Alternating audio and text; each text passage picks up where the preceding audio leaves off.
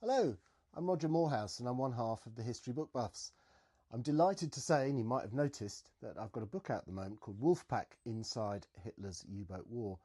And as a special edition of the History Book Buffs, with myself and my co-host Antonia Senior, the brilliant Antonia Senior, we have done a little bit of a deep dive into some of those books that either inspired my book or else sort of lie behind the narrative of the U-boat war in general. So do tune in, give it a listen, and don't forget to like and subscribe. See you soon.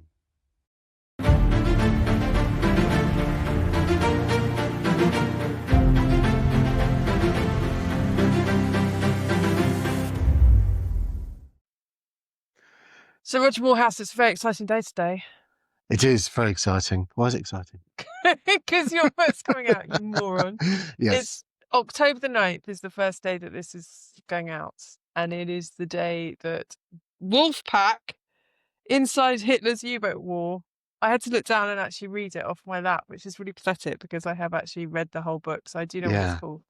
I mean, that's a very well-thumbed proof copy, to be fair. So unless you dropped it in the bath, I can't tell which one. I read it on holiday and it got a little bit damp.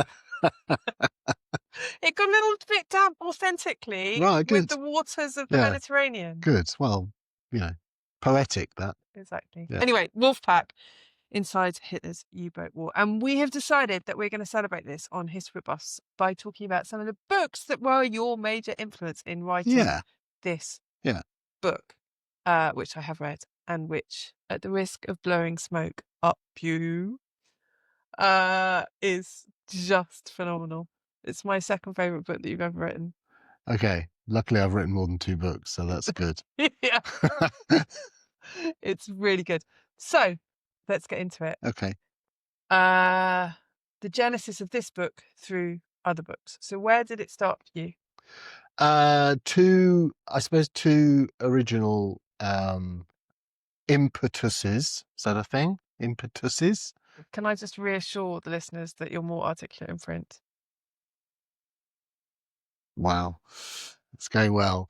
The first one was a friend of mine a long time ago. I think it was cleaning out his office, and he gave me a copy of one volume. I think it was the first volume of Clay Blair's Hitler's U-Boat War, which is one of the sort of standards. I mean, each one of these volumes is like 1,500 pages. It's absolutely vast. It's very, comprehensive. Pretty well written, but it has the whiff of a bit like a regimental history. It's very, very thorough. Every base is covered. Every action is mentioned. You don't tend to read it for fun. So U-boat newbies do not start here. Probably not, actually. But I had that sitting on my shelf for a long time, and then when I was sort of casting around, thinking about what to do, I thought, the U-boat war, I thought was something that I'd always found quite fascinating. And that's where I suppose the second impetus came in, and that was Lothar-Günther Buchheim's Das Boot, which I originally saw as a film, obviously a long time ago. I'm old enough to remember the first time it came around in 1982 or whatever it was. And I, always stuck in my mind. It's always been in my sort of top 5, war films of all time. And I suppose the combination of the two made me think, well, what about doing a history of the U-boat war, but doing it essentially from a German perspective? Yeah. And the more I looked into that, the more I realised that the conventional view that the historiography has, in English, is very sort of Anglo-centric. It's very, very much from the perspective of the U-boatmen from the destroyers. In a sense, the U-boats themselves play a bit part. And I thought, what if we flip that? What if we flip that 180 degrees and try and tell it from their perspective? And that's the result. It's quite interesting, isn't it? Because the idea of the U-boats was more frightening than their actual capacity to cause harm. So Churchill says famously that the only thing he's frightened of is U-boats, really. And there is something, I think, in the British mythic imagination about the war, a sort of particular horror reserved for U-boats, the menace in the darkness, etc. But what your book... it's almost like a modern day sea monster. Yes, but what your book does so brilliantly is make it very clear to me the really, really frightening thing in this whole, you know, theatre of war is to be in a bloody U-boat. It is Yeah. literally the most terrifying thing I can conceive of. Yeah.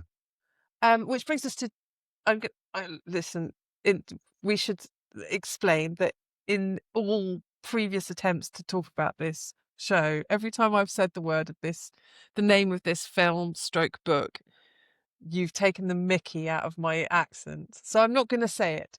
Tell me about the book that is also a film about German U-boats. Das Boot. That one. Right. Das Boot is, I think it's fascinating. Actually, the way I've written this is in sort of quite small, punchy chapters. I think it's 61 somewhat short chapters.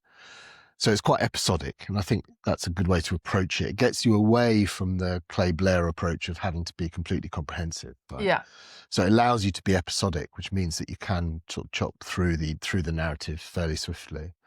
And one of those short chapters, is about Das Boot, is about the mission that gave rise to Das Boot. So the author of the book, which is up there, Lothar-Günther Buchheim, was a German news, propaganda reporter. Effectively, he had been an art historian, and then he was called up and became a propaganda reporter. Was sent on a U-boat on one patrol in late 1941 on U-96, which was one of the most famous U-boats.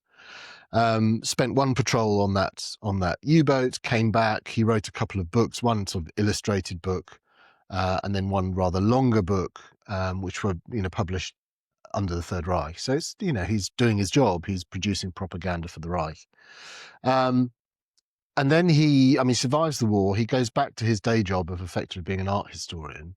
And later in life, the original book in German comes out, I think, in 1973.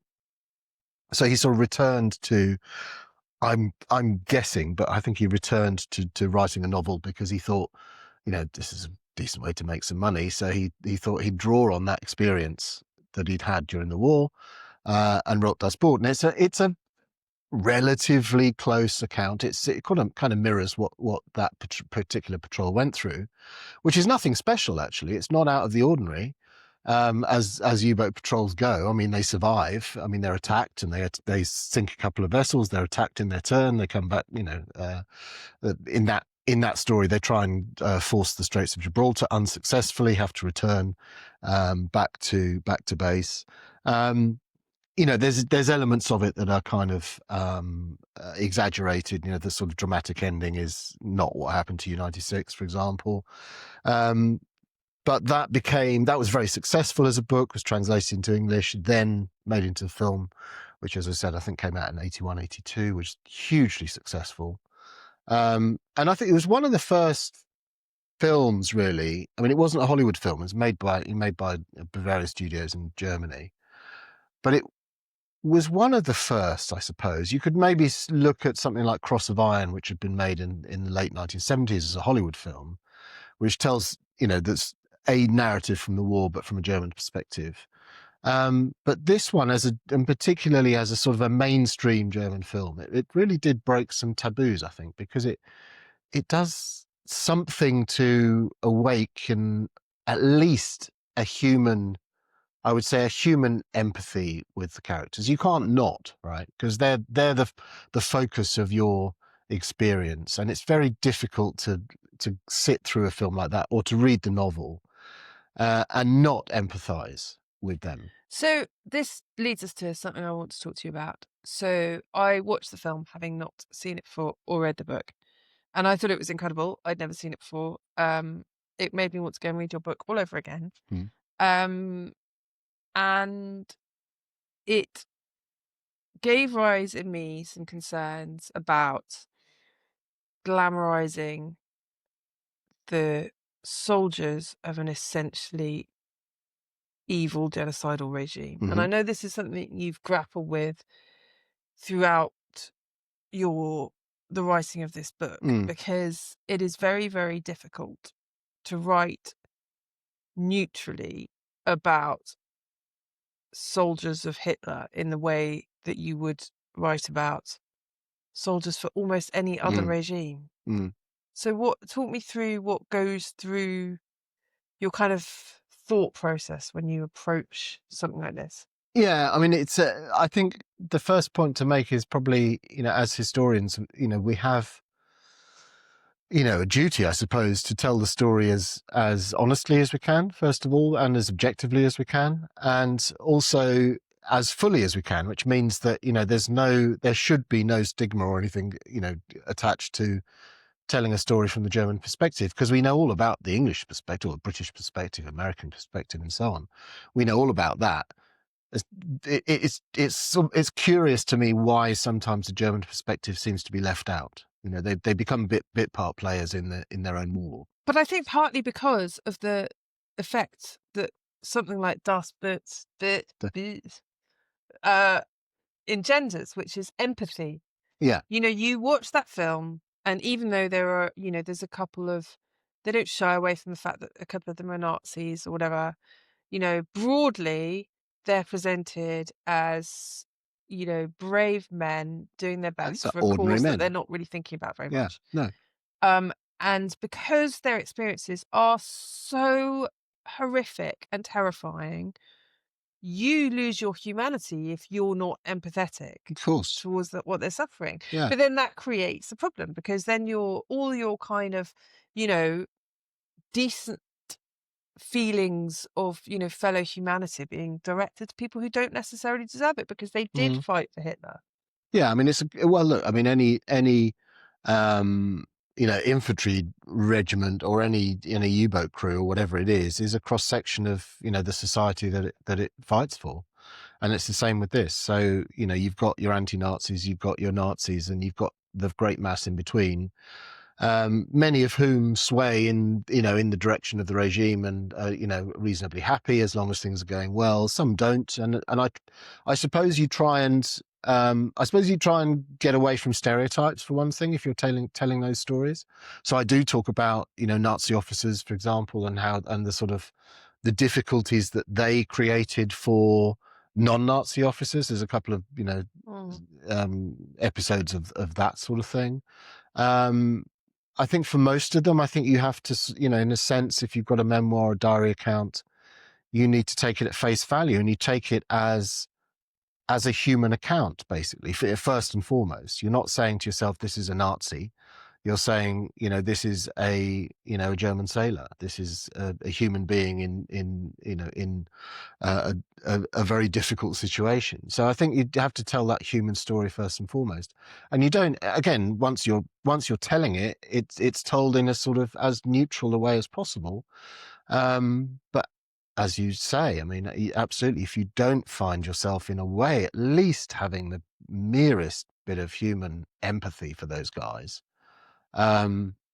it's a peculiar world, because the experiences are absolutely searing. They are, and I mean, they come through in your book. Just the horror of just surviving is bad enough Mm, on a metal tube with no fresh food, no fresh water, stifling air, constant either total boredom or utter terror, mm, and then the experiences of being depth charged, or it is just utterly horrifying. And there's a bit in the film where they sink to the bottom of the sea, and they don't know if they're going to survive at all, because all the kind of rivets of the boat start coming apart, and B, they don't know if they're going to get off the bottom. And what is very clear from your book is how many U-boats, we have absolutely no idea what happened to them. They yeah, just disappear, and the yeah. chances are they went to the bottom and they either imploded as they hit the bottom, depending on how deep they were, or they just sat inside metal coffins trying not to panic as they died. Mm. I I mean, more than half of the U-boats launched, was more than 400, are what we would euphemistically call total losses, which means exactly that. That the U-boat was compromised in a counterattack and was never seen again. So it means the hull was breached, or it lost control and it simply sank. And the question is whether they imploded, as you suggested, which is catastrophic but at least quick, or if they perhaps just sank to the bottom and have to be a fairly shallow bottom, but they'd sink to the bottom and just sit there until the oxygen ran out, or the water basically drowned them. So it's a pretty horrific, and we don't know. I mean, that's the thing. More than half of those accounts, of necessity, we don't know what happened. They just disappeared.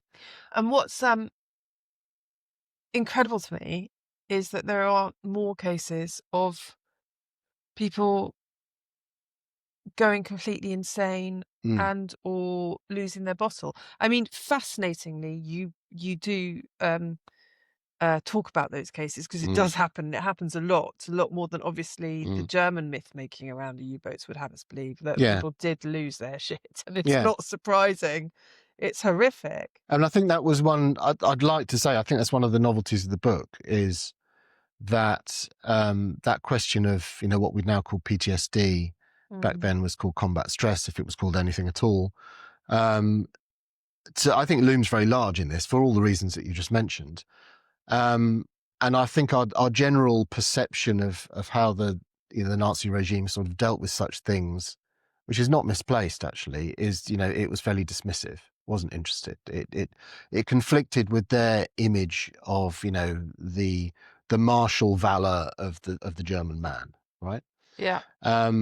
But it's interesting that I found a couple of accounts in the archive of Navy doctors who were actually looking into this during the war, German Navy doctors. And they say themselves, or the higher-ups are not interested. We know that. The men themselves are very wary of, volunteering this information, because they don't want to look weak or, fallible in any way. They don't want their record to be marked. So it's very difficult to get the information. But they say that from the limited material that they have that's been presented to them, they reckon it's absolutely rife, it's widespread. And it is a spectrum of reactions, all the way from, the shakes or insomnia or panic attacks, palpitations, all the way up to suicide. And once you accept, as they do, that this is a thing, and they say themselves it's a tip of an iceberg, but we know the iceberg is there. I paraphrase, but that's the gist of it. But once you accept that, and then you go back and look at some of these first-hand accounts and memoirs and so on, you can see it in their reactions. And as I said, it's all the way from, there's one account of a radio operator who after a depth charge attack is mute, like he can't speak for hours after a depth charge attack. It's PTSD. And then all the way up to one commander, quite a famous example, Peter Zech, who in the middle of a depth charge attack commits suicide. So there's a massive spectrum in between those, but it's fair to say that probably, I don't know, could we say the majority of them suffered some form of combat stress? I think that's probably realistic. I like the captain who just basically kept running away. He wouldn't. Yeah. He wouldn't. So again, another one. I mean, he'd shown his mettle. He had commanded a U-boat, had been reasonably effective. He is in the second half of the war, so that that reduces his effectiveness. But after a couple of sort of counterattacks by destroyers and so on, he actually petitions to be taken out of service. He says he was allergic to U-boat warfare.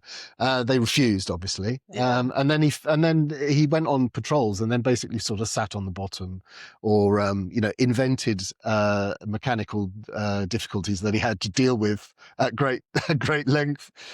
It's the same thing, right? Yeah, and yeah. he was sort of arraigned for cowardice and low moral fibre, but it's the same thing. Oh my gosh, the lowness of my moral fibre in his position cannot be overestimated. Okay, I mean, well, I think anybody who reads your book should either watch or read Das Boot as a companion piece. I think it's absolutely. amazingly. I mean, Das Boot, if anything, for those that are familiar with the film but not the book, Das Boot, the book, is, if anything, darker. Really? Yeah. Will I be able to sleep? I mean, I've really struggled watching. I think I'm a bit claustrophobic as well. So watching them all, I genuinely found it more frightening than any war film I've ever seen. Really? Oh yeah, like worse than like 1917 or anything like that. It's something to do with being trapped in a circumstance that is so utterly terrifying. Trapped and blind. Yeah, but I think that gives you a hint into why, combat stress I was just mentioning for U-boat crews was so bad. Yeah. Right, because of that enclosed nature, you literally cannot escape whatever it is that ails you. You cannot escape it because you're stuck in this steel tube. But the film does have the benefit of Jürgen Prochnow, of course. What, the hot captain? Yeah. He is quite, yeah, he's a fabulous actor, Roger. That's Fabulous actor. Yes, what a Yeah. great actor. Nice beard. Anyway, moving on. So what are the others that you've also, because you bought some others? Yeah, so we had Clay Blair. We mentioned Dust Bort. There's other categories. So in terms of sort of general history, so I mentioned Clay Blair. There's a few people that have sort of contributed again in that kind of regimental history vein a little bit, and I say that half in gratitude and half with slight criticism because of stylistically they're not great sometimes, but they're very thorough. They're absolutely on top of their material. So Lawrence Peterson is another one who has written a lot about the U-boat war, and very thorough. He's absolute expert in this stuff. So I drew a lot on his work as well. Yeah. And then as I said, because I wanted to tell it from a German perspective, I tried to concentrate on German accounts as much as possible. So people like Erich-Kremer, which is available in English, U-boat commander. So that's a memoir? That's a memoir, and it's brilliant. It's so well written. Is it? Wonderfully well written. Steel Coffins, which is... Sorry, it's the names. It's like Steel Coffins. Steel Coffins. Herbert Werner. I mean, that's a wonderful book as well. Is that also a memoir? Yes. Okay. Yeah, Steel Coffins, yeah. And tell me something about some of the terrible things that happened to them. So Herbert Werner, who was in Steel Coffins, he was in U-505, incidentally, which was the one in which the commander committed suicide. Oh. So he's an eyewitness to that.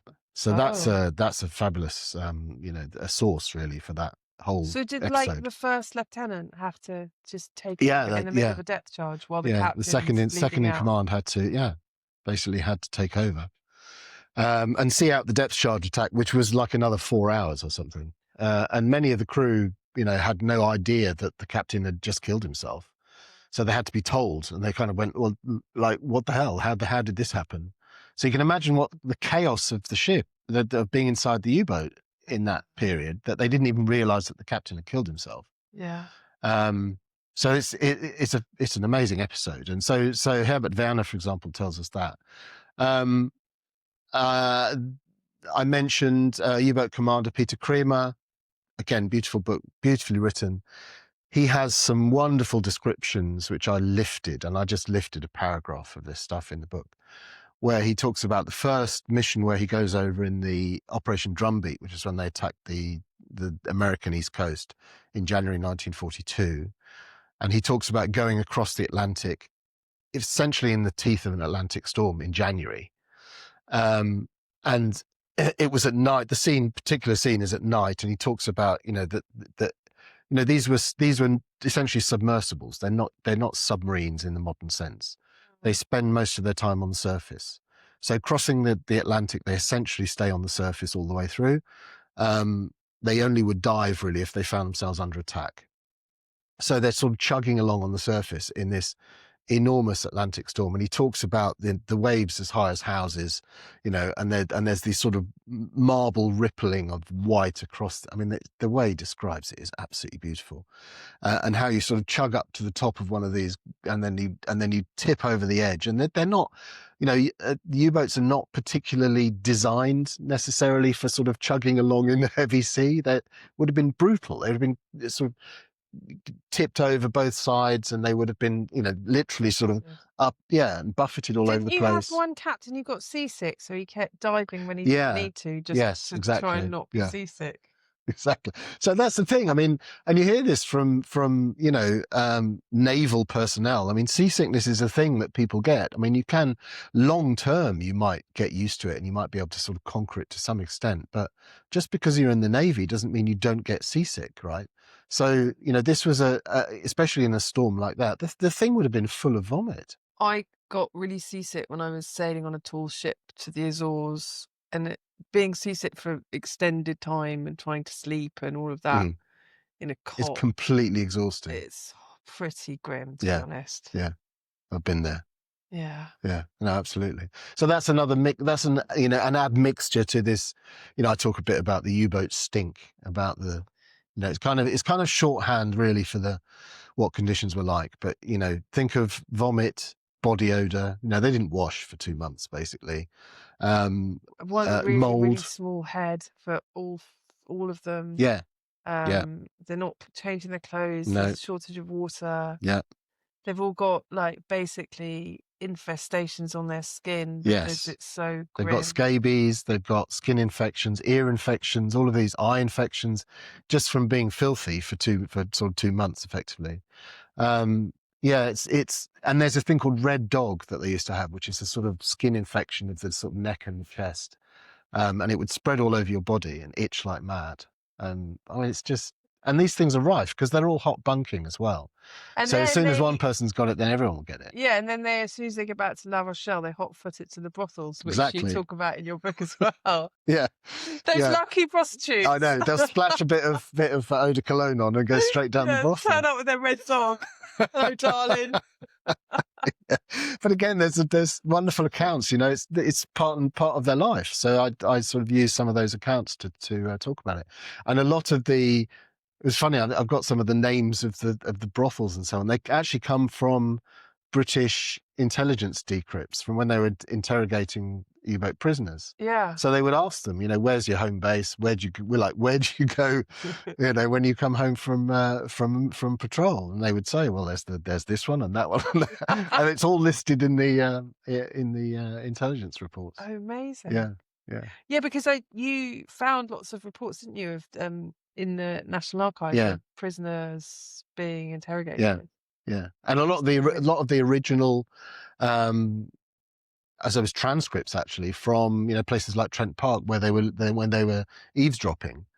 So I was looking at those as well, the original transcripts of those, like the raw material before it got condensed into the intelligence report. You look at the raw material as well. That's quite fascinating. Yeah. Where they're sort of they're sort of complaining and bitching about what they think is going wrong. That the new generation of commanders and officers, they're useless compared to us, that sort of thing. So They're the half guy in trained, they don't know what they're doing. captivity. Yeah, exactly. Yeah. So no, it's some fascinating material. Yeah. So Hello. where would you, if you were, where would you start? If you were kind of if I've read this, what should I read next? Last bit, do you think? Or actually, one of the memoirs sounds. Yeah, I would probably go for something like Peter-Kremer, actually. I think he's brilliant and he writes beautifully well. So I'd probably go for that. The last category I wanted to add, so there's lots of memoirs, a lot of them in German. Peter-Kremer has at least the benefit of being in English. It's called U-Boat Commander. The last category is sort of more analytical, a bit, I wouldn't say academic, but it's in that direction. And there's two examples here which I particularly liked. Neither Sharks Nor Wolves, Timothy Mulligan, who looks at things like the social and economic profile of U-boat crews, Yeah. and things like their political affiliations, as far as that's possible. Questions of indoctrination, all of that stuff, which is all really important in, I suppose, addressing what we said before about, how far can you go in sort of humanizing the enemy in that sense. And that, one of the things that comes out of that is actually that the U-boat war is, for one thing, pretty clean. There are only one documented example of a war crime committed by U-boat crews, which is the sinking the Peleus in 1944. But also that there wasn't such a sort of heavy degree of indoctrination carried out with Kriegsmarine sailors, which is an interesting point. And we have to look at why that is, and that's quite fascinating in itself. Well, I mean, for a start, these were not combatants who were going to be much exposed to civilian populations, right? No, that's true. So that means they're necessarily cleaner because they're not, they're not on the fields, they're not in a position to commit atrocities. Yes. You could take a U-boat crew and place them into Poland in 1939, And they'd probably do the and same they as everyone probably do the else. same as everybody I else. think They're that's fair. probably no cleaner than I think anyone. It's that's just fair. a question of It's about opportunity. opportunity and perception at the time and so on. Mm. Yeah. And part of the reason is part of the reason that they didn't concentrate on indoctrinating them is that they needed the troops, the kind of land troops in continental Europe, to be more vicious and capable of othering, and capable of viewing their opposition as inhuman. I think I think there's a difference to, if you're looking at your enemy, through the sights of a tank, for example, or the sights of your rifle, you can see the whites of his eyes and all the rest of it. You need to be able to dehumanize them. As you say, it's a crucial part of any society going to war, dehumanizing the enemy.